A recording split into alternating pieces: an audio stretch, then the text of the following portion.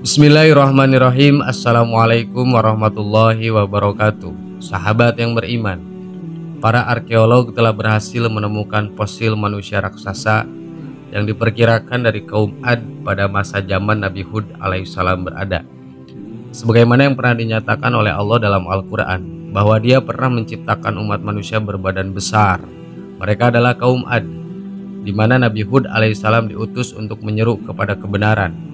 Tubuh mereka sangat besar, sangat tinggi dan kuat, bahkan mereka bisa memeluk pohon besar dan mencabutnya.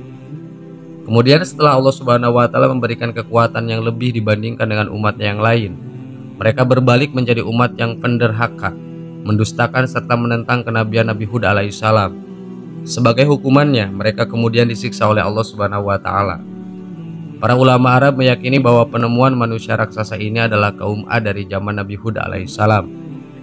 Demi keselamatan situs ini dari tangan orang-orang jahil, pihak keamanan Arab Saudi menjaga tempat penemuan ini untuk melarang orang-orang yang tidak berkepentingan untuk masuk ke situs ini kecuali para pegawai eksplorasi Aramco. Banyak pihak yang tidak percaya dengan penemuan ini. Mereka mengatakan bahwa gambar-gambar ini adalah superimpose. Mereka adalah pihak yang ingin menentang kebenaran sejarah yang sebenarnya, karena mereka lebih senang dan takjub kepada sejarah yang mengatakan manusia hasil dari evolusi monyet.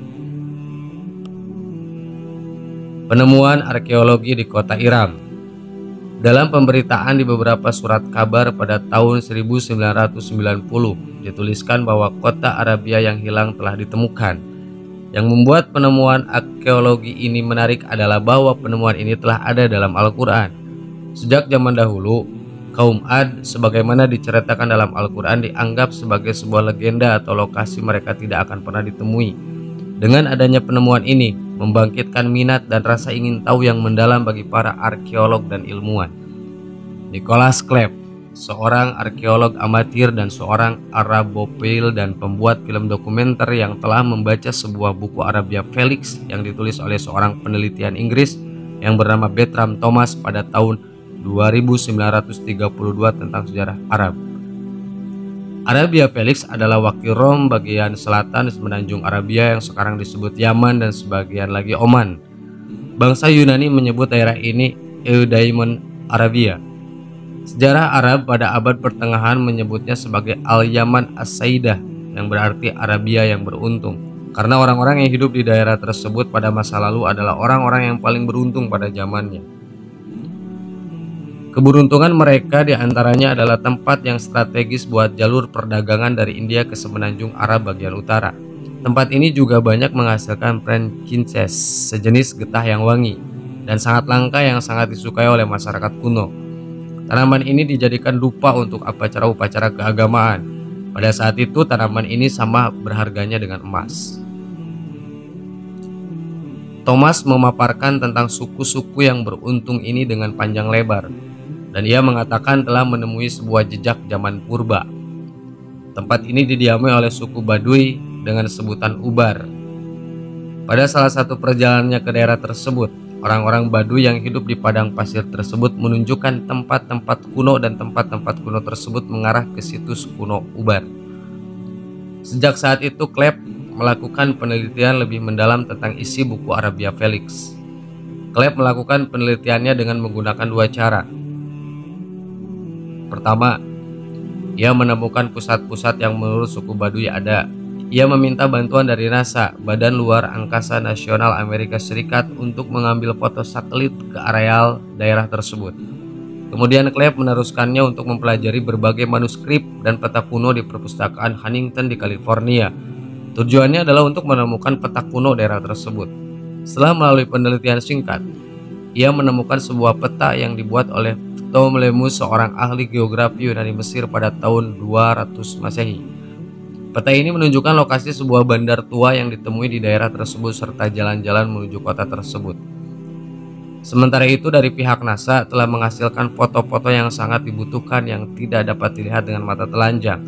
Dengan membandingkan foto-foto yang diambil dari satelit dengan peta yang ditemukan di Museum Huntington, Cleve berhasil menemukan sebuah tempat yang luas yang dulunya ditenggarai sebagai sebuah kota. Akhirnya tempat yang menjadi legenda menjadi pembicaraan cerita-cerita lisan suku Baduy ditemukan. Tak lama kemudian, Caleb mulai melakukan penggalian di situs tersebut yang dikenal dengan Ubar Atlantis di padang pasir. Setelah reruntuhan-reruntuhan digali, diketahui bahwa tempat ini adalah milik kaum Ad dan pilar-pilar yang disebutkan telah disebutkan di dalam Al-Quran. Dr. Jadins yang pemimpin penggalian mengatakan bahwa menara-menara tersebut adalah ciri khas kota kuno Ubar dan mempunyai menara-menara atau tiang-tiang. Itulah bukti kuat bahwa situs yang mereka gali ini adalah Iram, kota kaum Adam yang telah disebutkan dalam Al-Quran. Penemuan manusia raksasa kaum Ad, umat Nabi Hud alaihissalam. Apakah kamu tidak memperhatikan bagaimana Tuhan berbuat terhadap kaum Ad, yaitu penduduk Iram yang mempunyai bangunan-bangunan yang tinggi yang belum pernah dibangun suatu kota seperti itu di negeri lain. Quran Surat Al-Fajr ayat 6 dan 8. Sahabat yang beriman, semoga bermanfaat. Amin. Wallahu a'lam.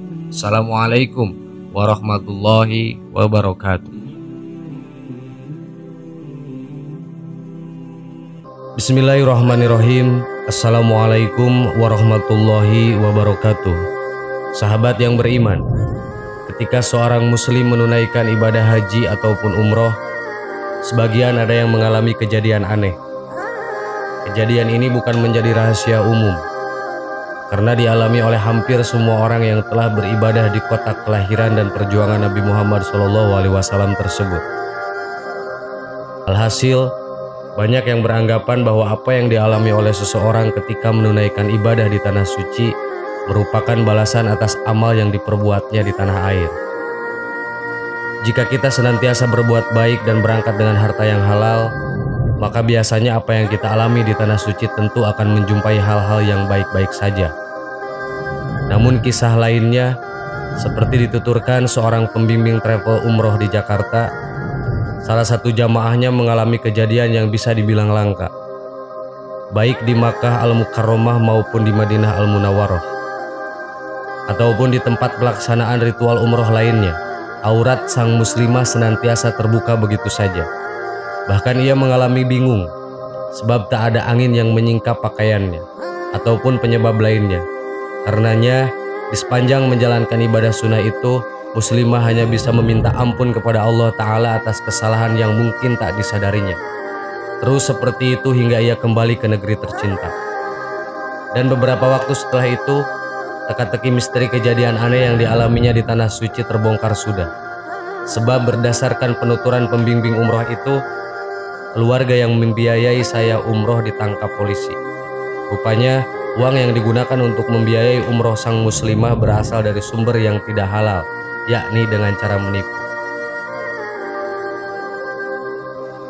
Sahabat yang beriman, itulah kisah yang bisa menjadi sebuah pelajaran buat kita. Apapun yang kita lakukan di dunia ini, suatu saat nanti akan ada balasannya, baik ataupun buruk. Wallahu a'lam. Wassalamualaikum warahmatullahi wabarakatuh.